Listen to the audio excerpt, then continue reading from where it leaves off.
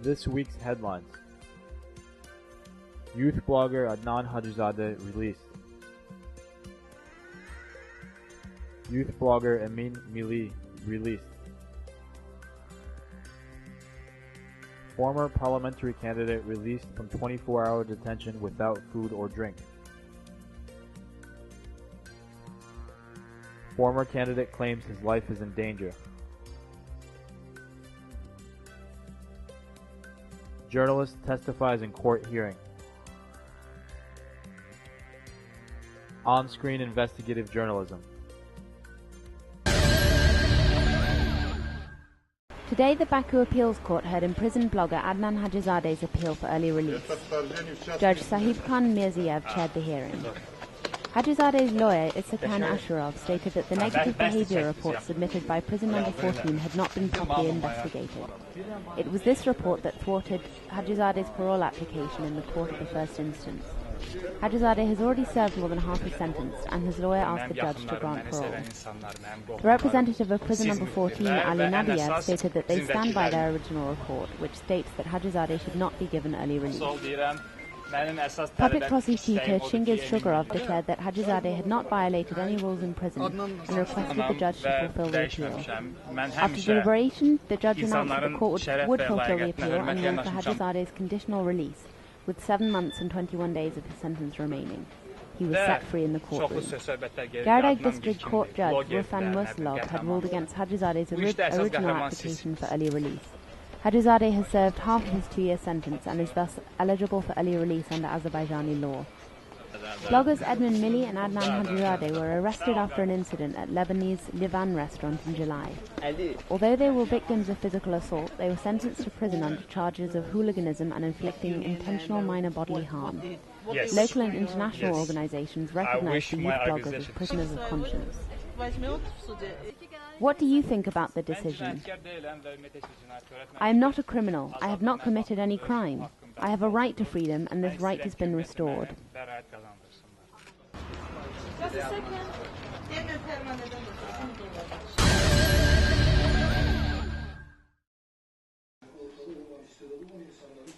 The Salyan District Court granted youth blogger Emin Milli's appeal for early release on the grounds that he has already served more than half his sentence, said his lawyer Isakan Asherov in an interview with IRFS. The court ruled for Emin's conditional release with 13 months and 21 days of his sentence remaining. He was set free in the courtroom today. This news comes a day after his fellow blogger and prisoner Adnan Hajizadeh was granted parole. The 2 youth bloggers were arrested after an incident at Lebanese Livan restaurant in July. Although they were victims of physical assault, they were sent to prison under charges of hooliganism and inflicting intentional minor bodily harm. Local and international organizations have recognized the youth bloggers as prisoners of conscience throughout their imprisonment.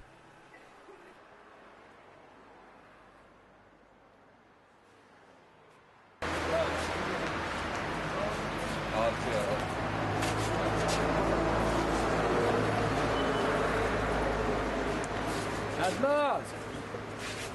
Möhkem ol! Eşk olsun! Möhkem olun!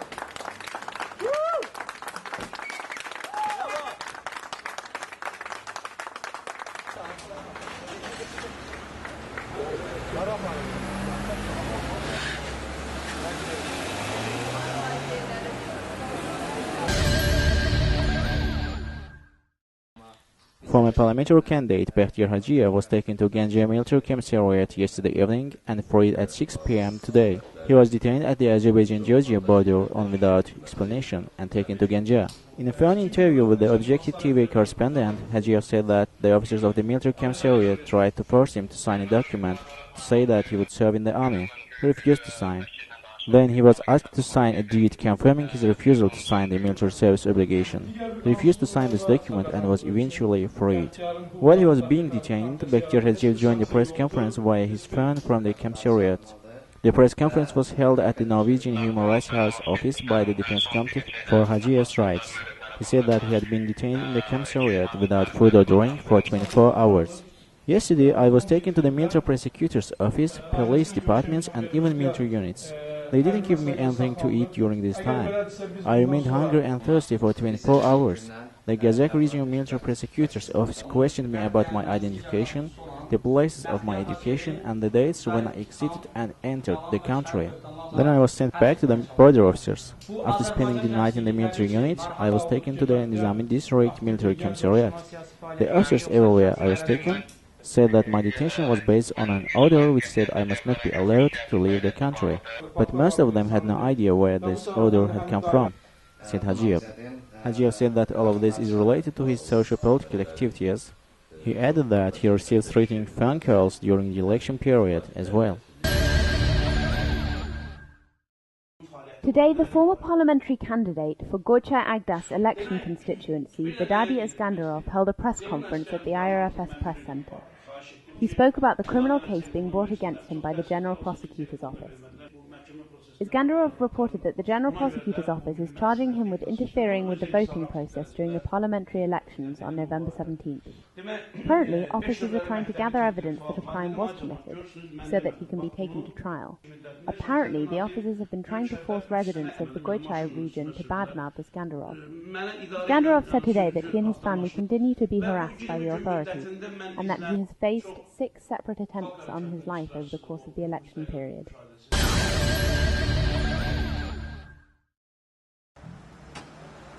Today, the Yasimel District Court heard Solmaz Shirinova's criminal lawsuit against her stepson, Zakir Huseynov.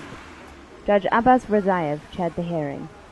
Shirinova alleged that Huseynov had insulted and slandered her in articles published in Yeni Musavat Daily and Interplus newspaper.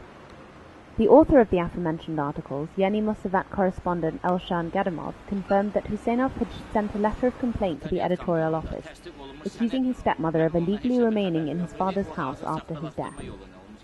Gadamov testified that, as a journalist, I always seek the response of the opposite side when writing a news report. I telephoned Shirinova repeatedly. However, she never came to the office, giving a different excuse each time, and so I wrote the article based on the documents submitted to the office by Huseynov. The judge scheduled the next hearing for December 6th to give the parties time for preparation. Today, the screening of 4 short films took place in the Hyatt Regency Hotel. These films were made by the journalists who won a competition called Media and Transparency of Public Resources, funded by Promotion Foundation and the Open Society Institute. One of the films, on problems with drinking water in the Salian and Sabirabad regions, was not shown because of government pressure. The following films were shown: Food Safety by Javid Guliev, The World Garbage Experience by Habiba Abdullah, Chronic Kidney Problems by Dunya Sakit, and Vocational Schools by Sadat Afkizi.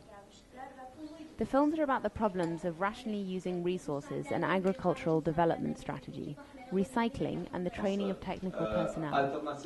For now, the films will be put up on YouTube. With luck, they will also be shown on local TV channels, which will get the information circulating around state agencies. Coordinator of the Transparency Programme, Fidan Bagirova, said that the project had sparked interest in other countries too. In 2011, they planned to form a regional school of journalist research on public resources.